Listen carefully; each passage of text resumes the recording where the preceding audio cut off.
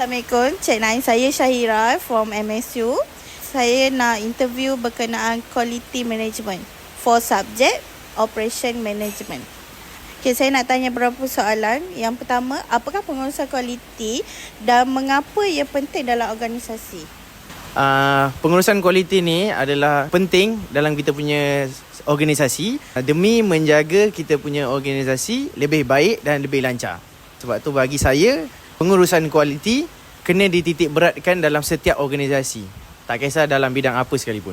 Soalan nombor 2, bagaimana pengurusan kualiti menyeluruh TQM berbeza daripada pendekatan pengurusan tradisional? Bagi saya, perbezaan antara pendekatan tradisional dengan sekarang adalah sekarang lebih canggih. Segala yang ada pada muka bumi sekarang ni lebih canggih daripada tradisional punya cara.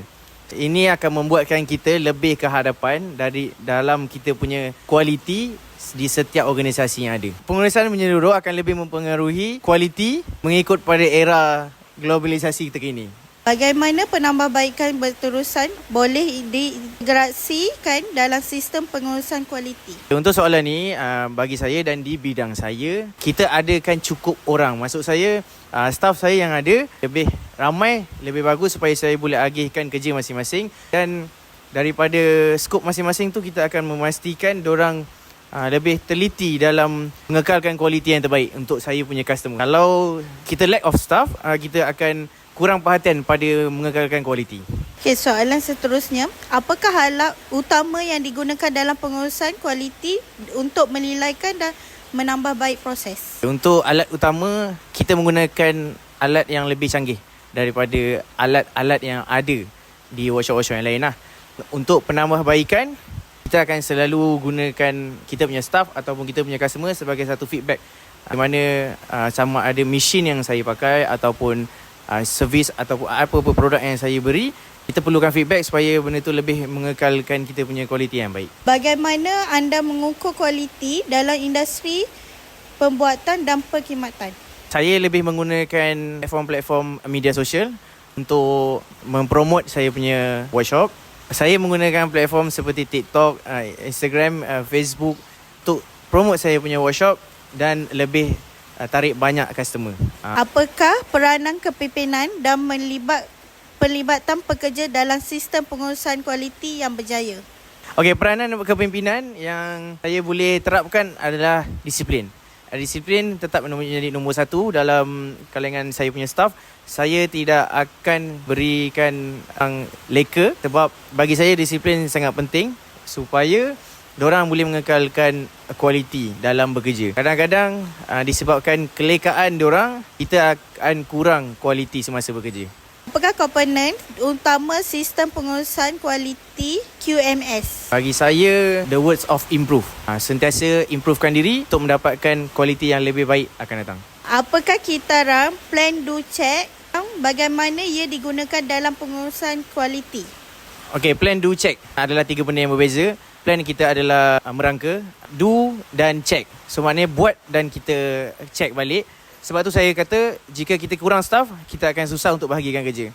So di sini saya akan bahagikan mengikut saya punya staff, plan, do dan check supaya kerja lebih teliti.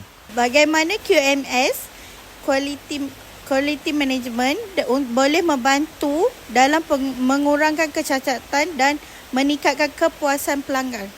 Okey, pada pendapat saya untuk mengelakkan kecacatan dan saya mendapatkan kepuasan pelanggan, saya sentiasa get engaged dengan orang. Bermaksud get engaged, saya sentiasa mendapatkan feedback. Macam contoh, saya punya servis yang ada dekat sini, kita sentiasa remind orang bila servis timing untuk kereta diorang, setiap kereta yang ada dekat sini. Kat situ, diorang akan lebih happy, lebih seronok dan benda tu tak akan pernah terputus. Okay, bagaimana anda mengenalikan ketidakpatuhan dalam manajemen kualiti? Mengendalikan ketidakpatuhan, saya akan ketengahkan QC. Di setiap pekerjaan yang kita baru lepas siap, kita akan sentiasa ada tim yang QC atau staff yang QC.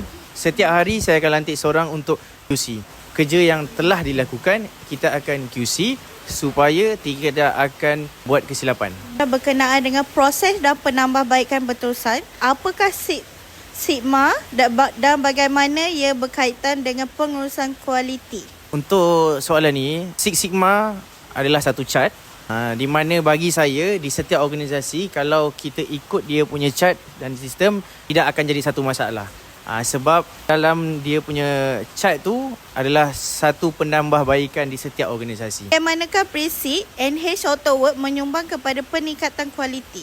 Prinsip yang perlu ada kepada seseorang pemimpin ataupun dipanggil sebagai seorang bos adalah tegas. Di mana ketegasan tu yang akan memimpin kita dalam mengekalkan kualiti di setiap pekerjaan yang kita buat.